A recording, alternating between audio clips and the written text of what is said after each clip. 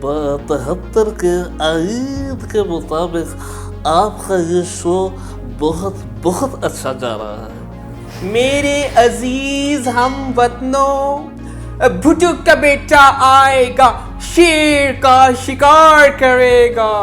आपकी जो सिस्टर है जरगून, मैंने उसके साथ 1-2 टिकटॉक्स भी बनाई और जब उसके बगैर बनाई तो मुझे कोई व्यूज़ नहीं आए।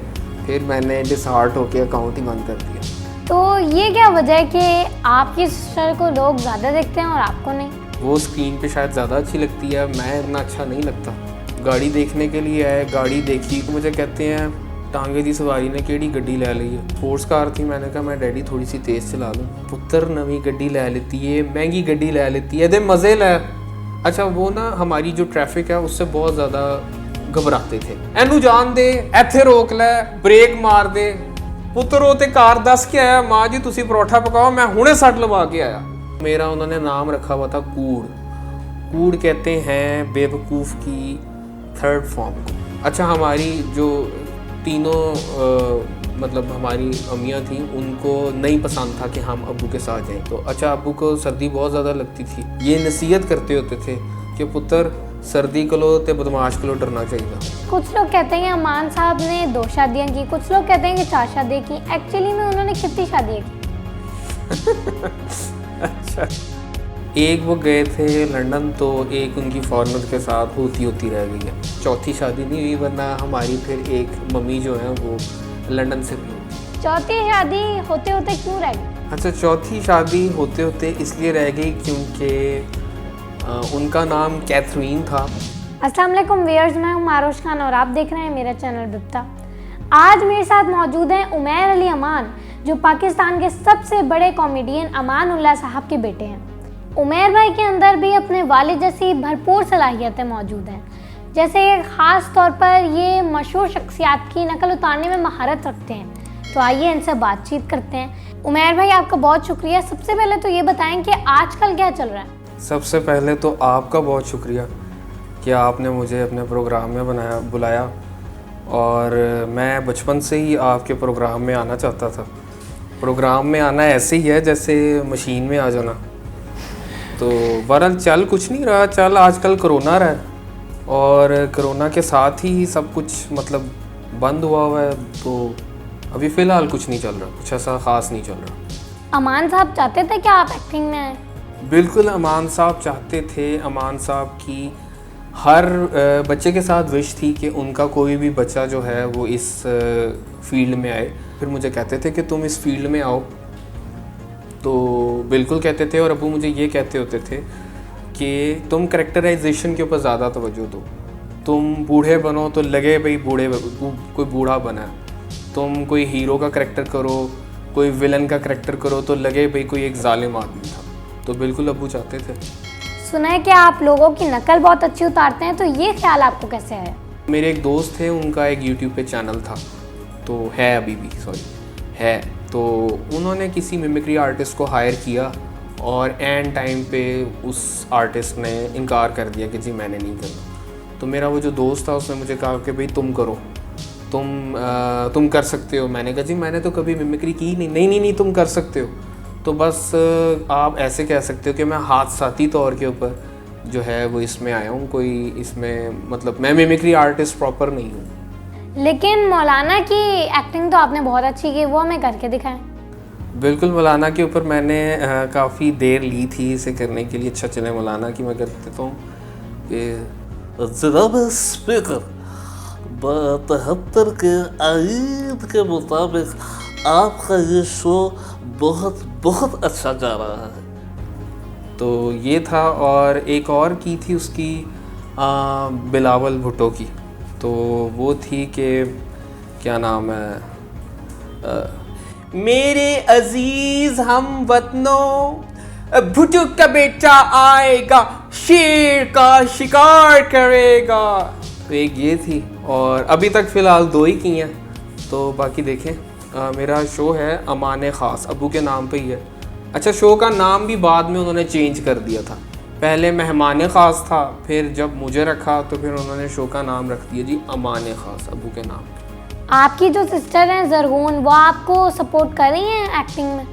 अच्छा, ज़रगोन का और मेरा ये, हम लोग बहन भाइयों में ना सबसे छोटे हैं, यानी वो बहनों में सबसे छोटी हैं और मैं भाइयों में सबसे छोटा हूँ। तो वो शुरू से ही मेरी क्राइम पार्टनर रही है, यानी अगर हमने कोई भी काम करना है, कुछ भी ऐसा करना है, तो वो उसने कवर करना है, और अगर उसका कोई काम है तो वो मैंने कवर करना है। तो ज़रूर वो मुझे गाइड करती रहती है कि आप ऐसे कर लो, आप फ़लाँ जगह चले जाओ। मैं थोड़ा सा सुस्त भी हूँ, तो बिल्कुल सपोर्ट करती है। बल्कि मैंने उसके साथ 1-2 टिकटॉक्स भी बनाई, और जब उसके बगैर बनाई तो मुझे कोई व्यूज़ नहीं आए, फिर मैंने डिसहार्ट होकर अकाउंट ही बंद कर दिया। कि कहूँगा कि ये एक अल्लाह ताला की रहमत है कि वो स्क्रीन पे शायद ज़्यादा अच्छी लगती है, मैं इतना अच्छा नहीं लगता।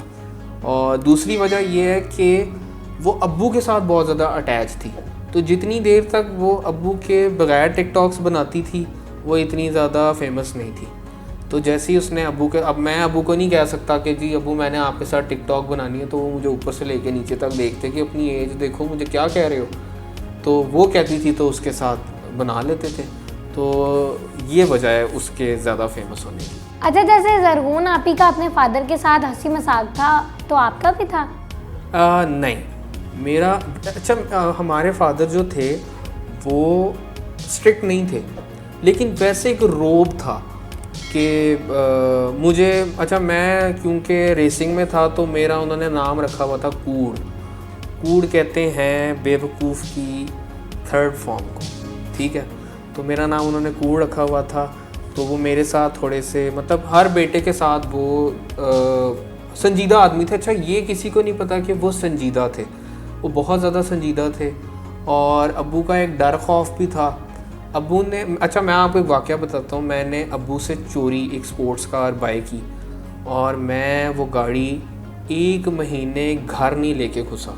वो गाड़ी पार्किंग में खड़ी थी। मैंने भी मेरी बहन को बताया, कुछ मेरी बहन ने मेरे अब्बू के कानों से निकाली कि उमैर भाई ने फ़लाँ गाड़ी अगर ले ले, मैं भी उन्हें पिक्चर्स दिखाऊं, डैडी अगर मैं, अच्छा हम अपने अब्बू को डैडी कहते थे, डैडी अगर मैं ये गाड़ी ले लूँ तो कैसा है। हाँ, तो अच्छा उन्हें कार्स का बहुत ज़्यादा, कार्स और बाइक्स का बहुत शौक़ था। बल्कि कुछ उनके ऐसे दोस्त भी हैं जो उन्हें फ़ोन कर देते कि अमान साहब फ़लाँ गड्डी आई है, तुसी आके देख लो। तो उसे देखते रहना है। मजबूत गाड़ी उनको बहुत पसंद थी, ठोक के देखना, अच्छा मजबूत है कि किन्ने एयर बैग ने, तो वो कंफर्म करते रहते। तो 1 महीना मैं गाड़ी लेके नहीं घर में घुसा। तो 1 महीने तक ना हम लोग ग्राउंड बनाते रहे कि अब्बू को बताना है कि उमैर ने ये गाड़ी ली है, ये किया वो किया। अच्छा, उनको एक दिन ना फिर ज़रगोन मेरी बहन ने बता दिया कि उमैर भाई ने तो ये गाड़ी ले ली है। मुझे फ़ोन आया, ओए तू फलानी गड्डी लेती है? मैंने कहा जी डैडी ली है। तो कितने ये कार तो नहीं खलोती है? मैंने कहा जी वो घर पे ही है, आप आ जाएं। अच्छा तो मैं आ रहा हूँ। गाड़ी देखने के लिए आए, गाड़ी देखी, कुछ कहा नहीं। तो फिर मुझे कहते हैं टांगे दी सवारी ने केड़ी गड्डी ले ली है? पुत्र गड्डी तो बीवी वो रखी दी है जिदे नाल खलोते मालक लगो, तेरी सेहत हैगी है गड्डी रखने वाली? फिर क्या नाम है, अच्छा चलो मुझे लेके चलो फ़लाँ जगह पे मैंने जाना है, मेरे साथ चलो। तो अब स्पोर्ट्स कार थी, मैंने कहा मैं डैडी थोड़ी सी तेज़ चला लूँ। पुत्र नवी गड्डी ले लेती है, महंगी गड्डी ले लेती है, दे मज़े ले। अच्छा वो ना हमारी जो ट्रैफिक है उससे बहुत ज़्यादा घबराते थे, ठीक है यार, इशारा किसी का खुलिया लंघदा कोई पिया। फिर उसके बाद अगर आपने मेरे अब्बू के साथ सफ़र कर लिया है 10 किलोमीटर का, तो आपको ऐसा फील होगा कि आपने उनके साथ 50 किलोमीटर का सफ़र किया। एनू जान दे, इत्थे रोक ले, ब्रेक मार दे, पुत्र हो ते कार दस के आया, माँ जी तुसी परोठा पकाओ, मैं हुणे सट लवा के आया। तो अच्छा बाज़ औक़ात आप घबरा जाते थे, ब्रेक मार दे, डैडी क्या हुआ है, हमारा पुत्र है न्यूयॉर्क नहीं हैगा, इत्थे साडा इशारा खुले फिर भी वेख के लंघना है। तो एकदम बंदा डर जाता था। तो बहुत ज़्यादा इस तरह की उनकी आदत थी। डांटते नहीं थे, बात को मज़ाक में करते थे।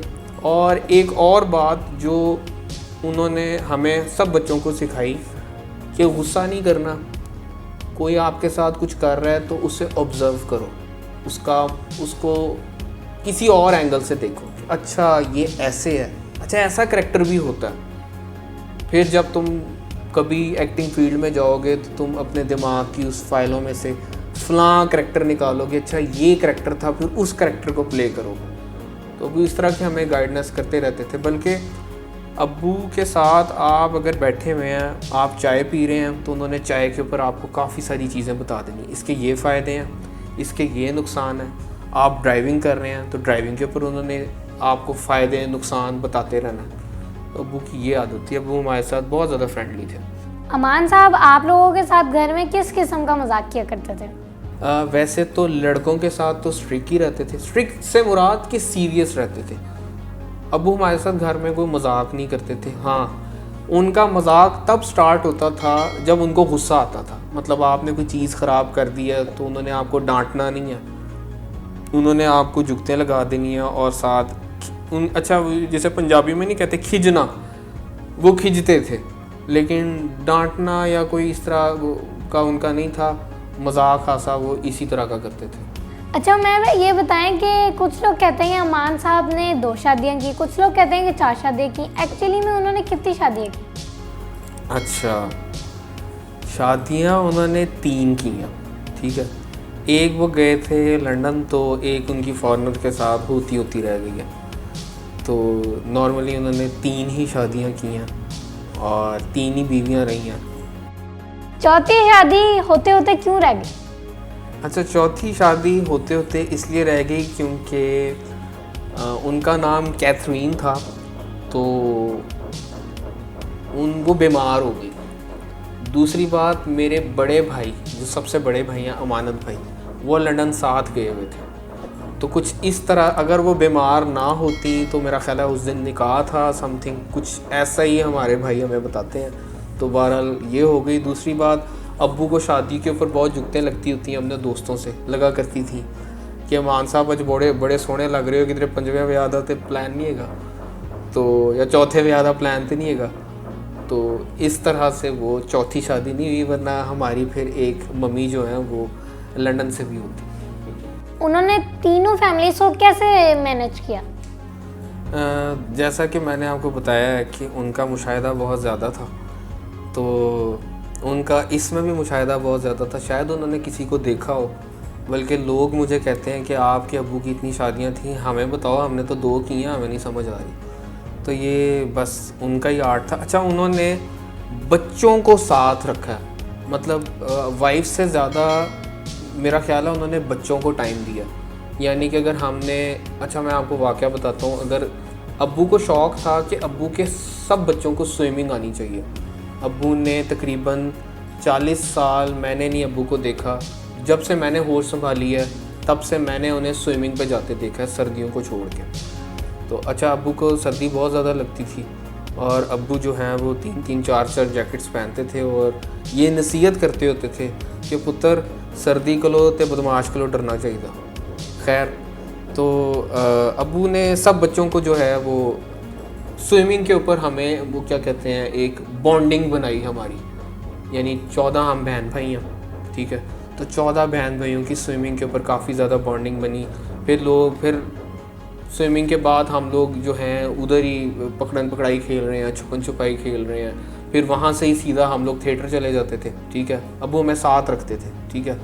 तो वहाँ पे जाके फिर हम लोग, थिएटर हो रहा है तो हम क्या नाम है, उधर कैंटीन हमें लगा के दी हुई थी अब्बू ने, जो थिएटर, जितने भी थिएटर थे उनकी कैंटीन्स के ऊपर हमारा जो दिल कर रहा है। और इस लालच में भी सब बच्चे आते थे अब्बू के साथ, कि अब्बू के साथ ऐश बहुत है, मतलब कि क्या नाम है। अच्छा, हमारी जो तीनों मतलब हमारी अम्मियाँ थीं, उनको नहीं पसंद था कि हम अब्बू के साथ जाएं, इसलिए नहीं कि ये मेरे जो हैं वो सारे बच्चे एक दूसरे के साथ मिलेंगे, इसलिए क्योंकि हमारी पढ़ाई का हर्ज होता था। अब अगर हम अब्बू के साथ गए हैं, स्विमिंग की है, थिएटर पे गए हैं, थिएटर के बाद अब्बू ने किसी फंक्शन पे चले जाना है, तो हम लोग सुबह 4 बजे 3 बजे घर ड्रॉप हो रहे हैं। अच्छा, ये बताएं कि आपको रेसिंग का शौक़ कहाँ से पड़ा?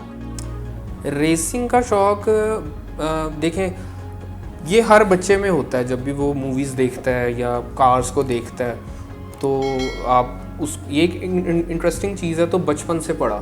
फिर मुझे अच्छी तरह याद है, अलबेला साहब के पास एक स्पोर्ट्स कार हुआ करती थी, वो जिसके लाइट्स यूँ पॉपअप नहीं होती, तो वो आते होते थे, तो हम तब छोटे छोटे थे, तो हम उनकी गाड़ी को बहुत ज़्यादा छेड़ते थे। बल्कि जब वो जाते थे तो उनकी गाड़ी में काफ़ी सारे बटन होते थे और उन्होंने अक्सर गाड़ी लॉक नहीं की होती थी, उनकी आदत थी।